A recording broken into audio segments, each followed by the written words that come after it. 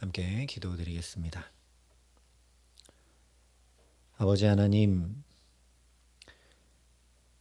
내 마음 하나도 내가 어찌할 수 없어 괴로워하고 힘겨워하며 살아가는 우리들을 긍휼히 여기시고 오늘도 새 마음과 새 정신과 새 영으로 살게 하시고자 이 자리에 우리를 부르시고 붙드신 줄 믿습니다. 하나님, 주의 말씀으로 우리의 마음을 붙들어 주시고 우리의 생각을 새롭게 하여 주시기에 오늘도 주님과 동행함으로 이 복된 날을 복되게 살아감에 부족함이 없도록 이 시간 우리에게 성령으로 역사하시고 함께하여 주시옵소서. 예수님 이름으로 기도합니다. 아멘. 오늘 우리에게 주시는 하나님 말씀은 신명기 25장 1절부터 4절까지의 말씀입니다. 신명기 25장 1절부터 4절까지의 말씀입니다. 신명기 25장 1절부터 4절까지 말씀을 제가 봉독해 드리겠습니다. 하나님의 말씀입니다. 사람들 사이에 시비가 생겨 재판을 청하면 재판장은 그들을 재판하여 의인은 의롭다 하고 악인은 정죄할 것이며 악인에게 태형이 합당하면 재판장은 그를 엎드리게 하고 그 앞에서 그의 죄에 따라 수를 맞추어 때리게 하라. 40까지는 때리려니와 그것을 넘기지는 못할지니 만일 그것을 넘겨 매를 지나치게 때리면 내가 내 형제를 경히 여기는 것이 될까 하노라. 곡식 떠는 소에게 망을 씌우지 말지니라. 아멘. 오늘 말씀은 내 이웃에 대하여 거짓 증거하지 말라 하신 십계명 제9계명을 어떻게 실천할 것인지 마무리하는 말씀입니다.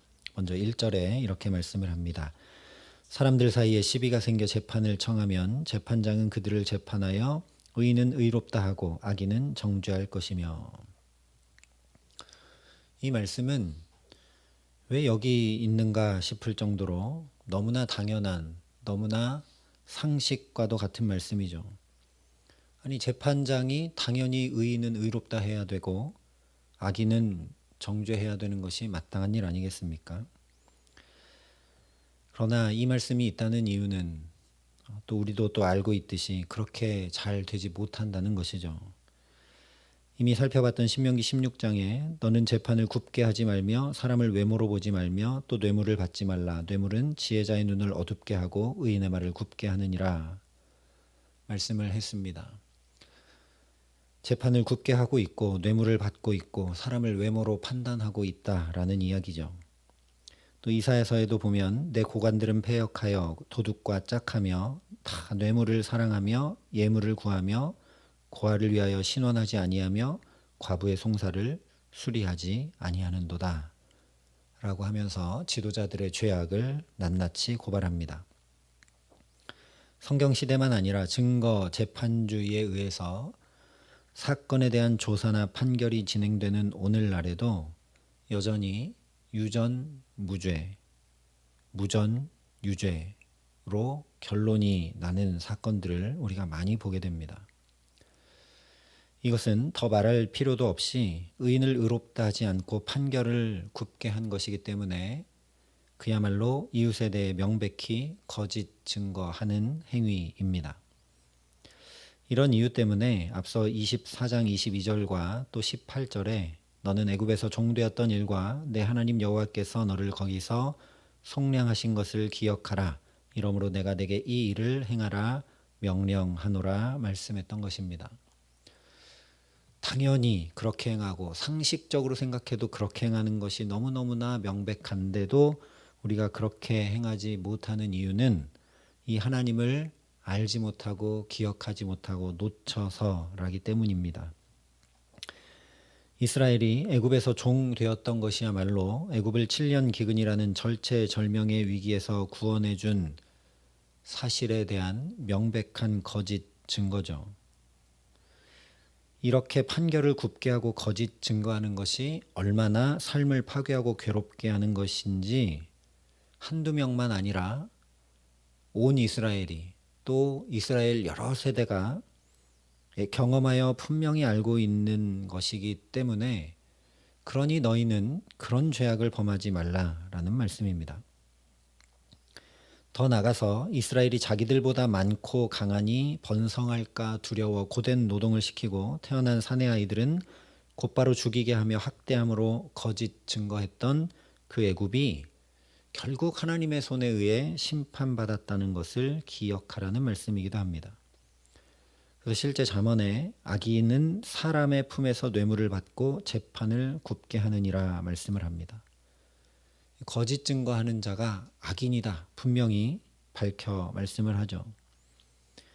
이스라엘은 애굽의 압제 아래 그저 이런 악인의 포악함과 거짓 증거만 경험한 것이 아니라 그런 악인의 손에서도 속량하시고 구원하신 하나님의 놀라운 은총을 경험했으니 너희도 너희처럼 억울하고 학대당하고 괴롭힘당하는 이들이 없게 하고 혹 그런 사람이 있으면 억울함을 풀어주고 연약함을 돌봐주어서 의인은 의롭다 하고 악인은 정죄하라 말씀하는 것입니다. 그러니 너무나 당연한 이야기지만 옳은 것을 옳다 하고 틀린 것을 잘못되었다 분명히 말하는 진리의 사람들이 저와 여러분 될 수 있기를 소망합니다. 우리가 진리에 붙들려 매이지 못하기 때문에 하나님의 말씀에 붙들려 매이지 못하기 때문에 자꾸만 옳은 것을 옳다 하지 못하고 잘못된 것을 잘못되었다 말하지 못하는 것입니다. 또한 약하고 억울한 이들을 살피고 돌보며 그 억울함을 풀어주고 또 그 약함을 돌봐주는 사랑의 사람으로 살아가는 저와 여러분 될 수 있기를 소망합니다. 무엇보다 우리의 자녀들이 정의와 공의가 무너진 이 시대와 세대 가운데 진리를 말하고 사랑을 실천하며 공의를 세워감으로 무너진 데를 보수하고 다시 일으키는 하나님의 사람들로 살아갈 수 있도록 부단히 중보하고 가르쳐 지키게 하는 저와 여러분 될 수 있기를 간절히 기도합니다.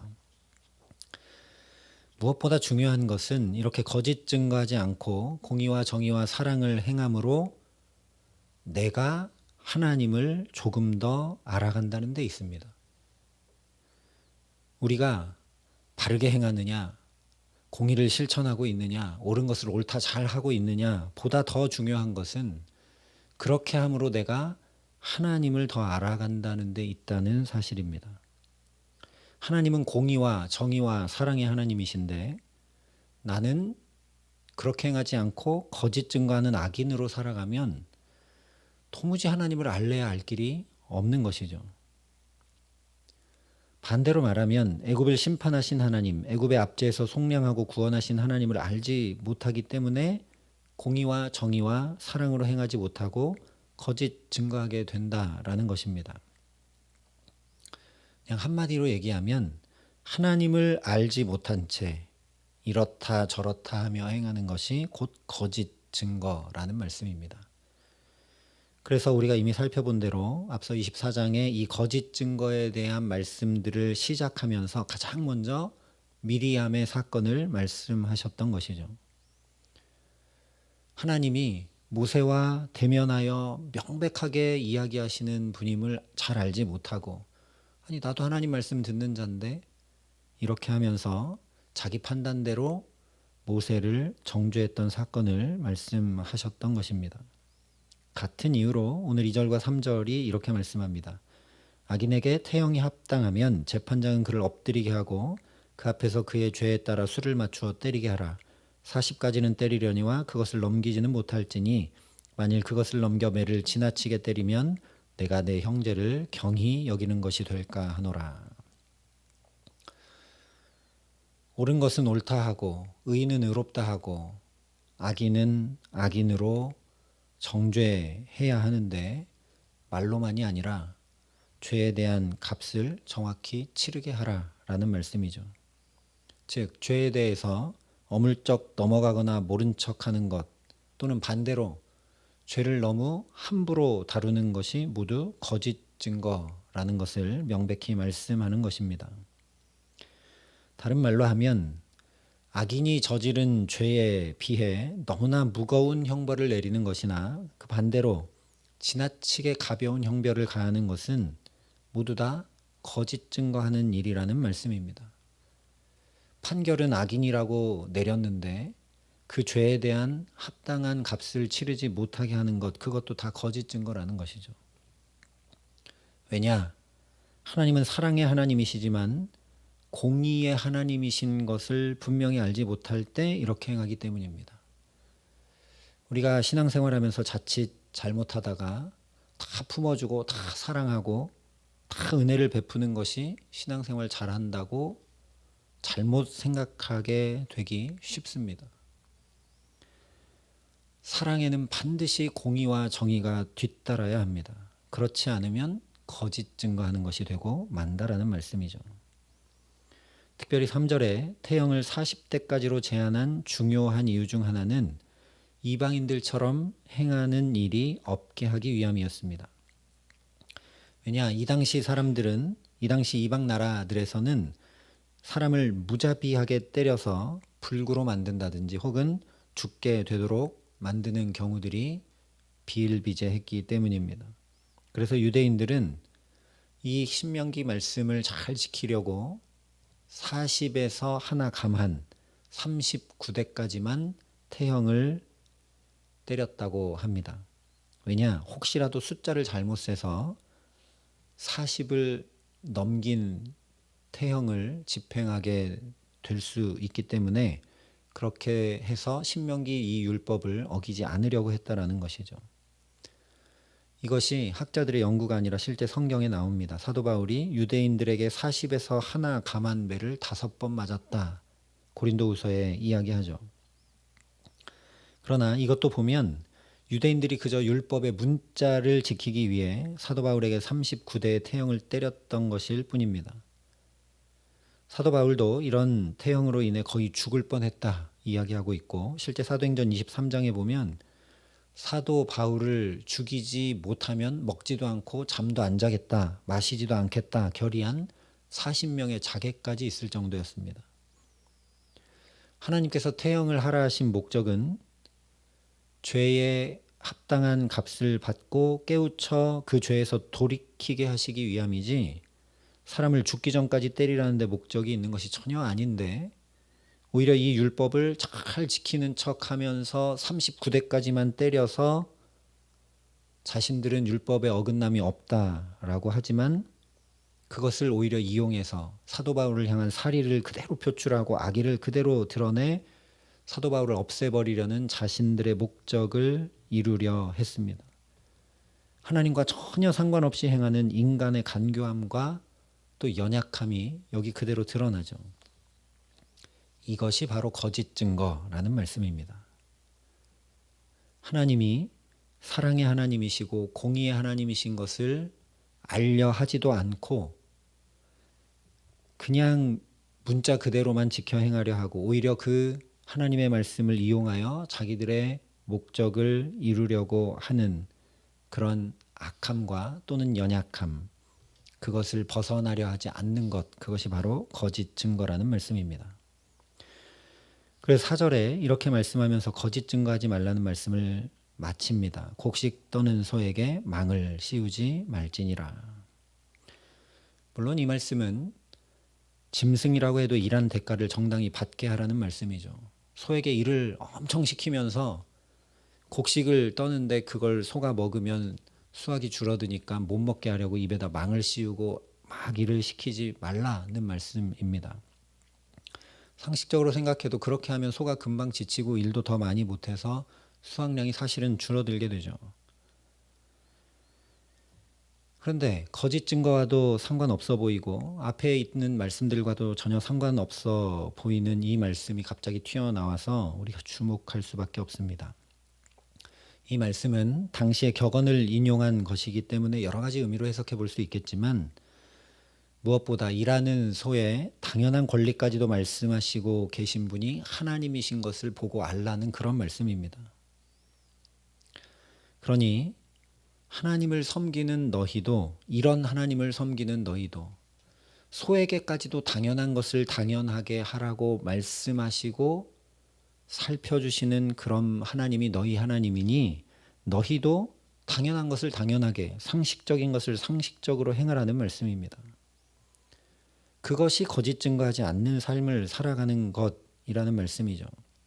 그래서 예수님도 오직 너희 말은 옳다 옳다 아니라 아니라 하라 이에서 지나는 것은 악으로부터 나느니라 분명히 말씀해 주셨습니다. 하나님이 우리를 사랑하신다고 해서 죄를 경히 여기거나 무시하거나 그 값을 하나도 치르지 않고 덮어버리고 이렇게 하지 않으셨습니다. 죄의 값을 오히려 십자가에 예수 그리스도의 생명의 피로 온전히 모두 다 주님께서 치르셨죠. 우리가 자칫 사랑이라는 명목하에 죄와 허물을 다 덮어버리고 무시하고 경히 여기고 할 수 있다라는 이야기입니다. 특별히 자기 자신에 대해서 그렇게 할 때가 너무나 많습니다. 내로남불이라고도 하죠. 그런 것 다 거짓 증거라는 이야기입니다. 이처럼 우리 마음에 욕심이 가득 차거나 그 하나님을 놓치게 될 때, 하나님의 말씀을 기준 삼지 못하게 될 때 언제나 우리는 정당하지 못하고 상식을 벗어난 말과 행동을 하게 되어 있습니다. 그리고 이것은 바로 처음부터 하와가 선악과를 먹으며 거짓 증거의 죄악에 넘어졌던 근본 이유이기도 합니다. 그러니 이 복된 기도의 시간 무엇보다 우리의 마음과 생각을 지켜주시기를, 하나님을 더 알아가게 하시기를, 세상의 소리가 아니라 주의 말씀에 더 확실하고 분명하게 붙들리게 하시기를 먼저 구하는 저와 여러분 될 수 있기를 간절히 소망합니다. 그래서 하나님과 사람 앞에 거짓의 죄에 빠지지 않고 다른 어려운 것, 다른 많은 것 행하는 것 아니라 너무나 당연한 것들이 당연히 되지 못하는 이 세상 한가운데서 오늘 이 하루 우리의 걸음이 매사에 지극히 정당하게 지극히 상식적으로 행함으로 오늘을 그 주님과 동행하며 살아가게 하시는 귀한 은총 더해 주시기를 우리 구주 예수 그리스도의 이름으로 간절히 축원합니다. 함께 기도하시겠습니다. 아버지 하나님, 너무나 공의와 정의가, 공정과 상식이 무너진 시대를 살아갑니다. 그런 것을 바라보며 그저 안타까워하기만 하고 탄식하기만 할 뿐 사실 우리 삶의 모습도 당연한 것을 당연히 하지 못하고 옳은 것을 옳다 하지 못하며 살아가는 것을 주님 긍휼히 여겨 주시옵소서. 우리 안에 있는 이 거짓 증거의 죄악이 뿌리 뽑혀 나갈 수 있도록 오늘 이 하루 사는 동안 하나님을 더 깊이 아는 은총을 우리에게 허락하여 주시옵소서. 우리의 마음과 생각을 나 스스로 지킬 수 없어 주 앞에 이렇게 먼저 간구하오니 마음과 생각을 지켜주시고 세상의 다른 소리들이 아니라 하나님의 말씀에 온전히 우리가 붙들려 매여 있을 수 있도록 성령께서 우리를 도우시고 함께하여 주시옵소서. 그래서 하나님, 다른 많은 것들, 큰 것들, 여러 가지들을 행하기 이전에 나와 다른 사람들에게 하나님 앞에서, 사람 앞에서 지극히 상식적이고 당연하게 말하고 행동하며 오늘을 그 주님과 동행하며 살아가는 귀한 은총을 우리에게 허락하여 주시옵소서.